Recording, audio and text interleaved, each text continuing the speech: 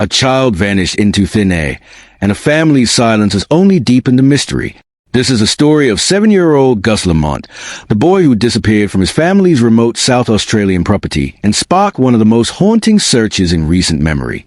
Before we dive in, make sure to subscribe and turn on the notification bell so you don't miss any updates as this story continues to unfold. It began as an ordinary weekend in the quiet expanse of rural South Australia. Gus Lamont, a bright and curious boy, was last seen playing outside his family's home late on a Saturday afternoon. The property, surrounded by red dust and miles of open land, had always been a safe place until that day. When the family realized Gus had disappeared, the clock started ticking on what quickly became a massive search operation. Within hours, local police, SES volunteers, and community members converged on the Lamont property. Helicopters hovered overhead while ground teams combed through the dry scrub and creeks that stretched for kilometers. The terrain was unforgiving. Thorny bushes, rough tracks, and harsh heat made the search a race against time. The hope was simple: find Gus before nightfall. But as darkness fell, the tone shifted from confusion to dread. There were no signs of struggle, no evidence of wildlife attack, and no footprints to suggest where Gus might have gone. Search dogs couldn't pick up a strong scent, and even the aerial thermal imaging failed to detect any trace of him. It was as if the boy had simply evaporated into the dust. For a small rural community where everyone knows everyone, that was unthinkable and terrifying. One detail that immediately puzzled investigators was a timeline. According to police, Gus's grandmother, Josie Lamont, formerly known as Robert, was the last person to see him. She reported that Gus had been playing near the shed before vanishing. However, it took 3 hours before she called the authorities to report him missing. That delay has become one of the most critical elements in the case. Police say the first few hours after a child disappears are the most vital. Every minute lost can erase potential clues. Footprints fade, scents dissipate, and witnesses forget what they saw. Investigators have not accused anyone of wrongdoing, but the unexplained gap between Gus's disappearance and the first emergency call has raised questions about what truly happened during that window. Josie's explanation was that she initially thought Gus was playing nearby or had gone to visit a neighbor. In rural properties, it's not unusual for children to wander, especially when they are familiar with the surroundings. But as hours passed and he didn't return, panic set in. Still, that initial delay set a tone of uncertainty, one that continues to hang over the case today. As news of Gus's disappearance spread, hundreds of volunteers across the region prepared to help. But in a surprising move, the Lamont family issued a statement asking people not to join the search. They cited privacy concerns and said the family was emotionally distressed and preferred to let police handle the matter professionally. That decision divided public opinion. To some, it was understandable, a family under immense pressure trying to protect their space and mental health. But to others, it seemed suspicious. Why turn away help when every extra pair of eyes could make a difference? Some online commentators accused the family of hiding something, while others condemned the public's rush to judgment. What should have been a community united in hope instead became a storm of speculation and distrust. Authorities backed the family's request, reminding the public that uncoordinated volunteer searches can damage evidence or confuse operations. Still, the sense of distance between the Lamonts and the wider community deepened the emotional fracture surrounding the case. From the moment Josie Lamont appeared before cameras, the public's attention turned sharply toward her. Her composed demeanor, even in the face of her grandson's disappearance, was interpreted by some as cold or detached. Others saw it as strength, a woman trying to stay calm amid unbearable grief. But her past also became a talking point. Josie, who transitioned years earlier, found herself at the center of unnecessary and often cruel online speculation. While her gender identity has no bearing on the case, it became fuel for misinformation. Social media threads and online forums dissected her every expression and gesture, with some unfairly connecting her personal life to the tragedy. The scrutiny blurred the line between fact and prejudice, diverting focus from what truly matters: finding Gus. Police have not suggested that Josie's identity or demeanor are relevant to the investigation, but the media storm around her continues to shape public perception. Tensions reached a boiling point days later when Josie confronted a journalist who had approached the family property uninvited. According to police reports, she was armed with a firearm and demanded that the reporter leave immediately. The encounter was brief, but it changed everything. Media outlets seized on the story. Headlines flared, and the case transformed from a missing child search into a national sensation.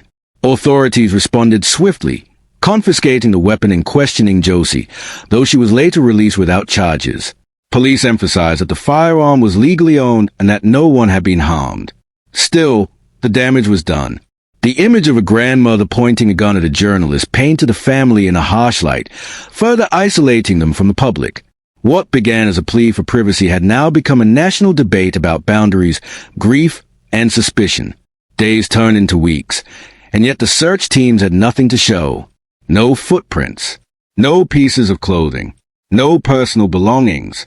It was as if Gus had been erased from the landscape.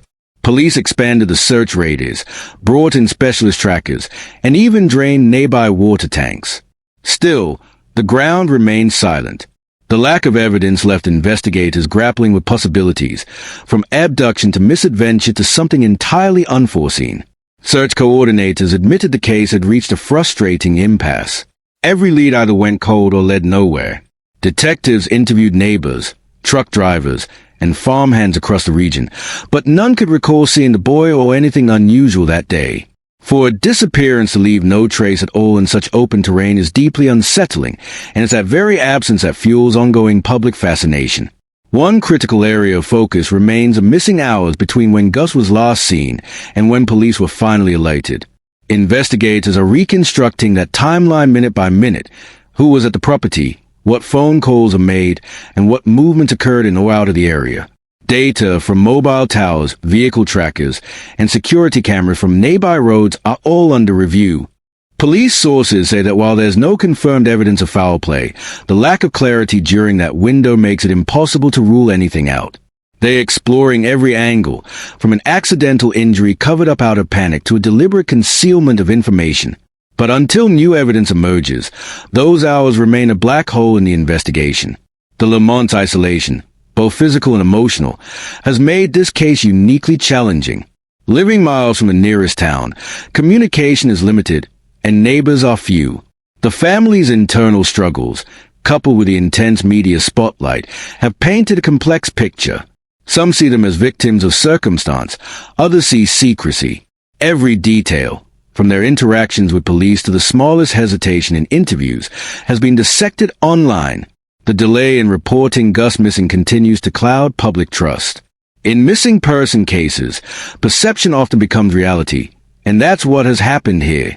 The longer the case remains unsolved, the more theories fill a void left by facts. Police, however, maintain that speculation only harms the search for truth. Investigators haven't closed any doors. They're exploring every scenario, from Gus wandering off a meeting misadventure to the possibility that someone close to him knows more than they are saying. Detectives have confirmed that all family members, including Josie, have cooperated with police interviews.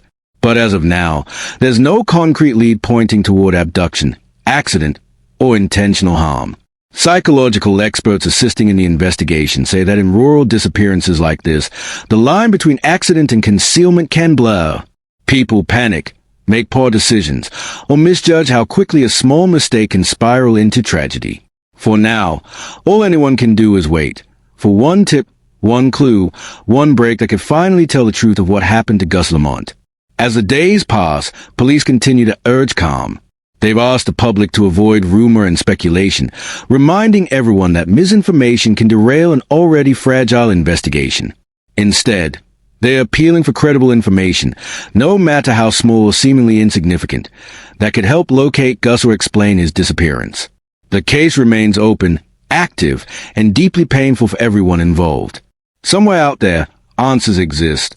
Until then, the disappearance of Gus Lamont stands as a chilling reminder of how quickly normal life can shatter, and how, even in the vast openness of the Australian outback, a mystery can remain buried in silence. A boy vanished without a trace, a family fractured under suspicion, and a community left searching for both truth and closure. As police continue to sift through the red dust of Oak Park Station, one question still echoes through every conversation, every sleepless night, and every unturned stone. Where is Gus Lamont? Don't forget to subscribe and turn on notifications to stay updated as this case develops. We'll bring you every verified update as it happens.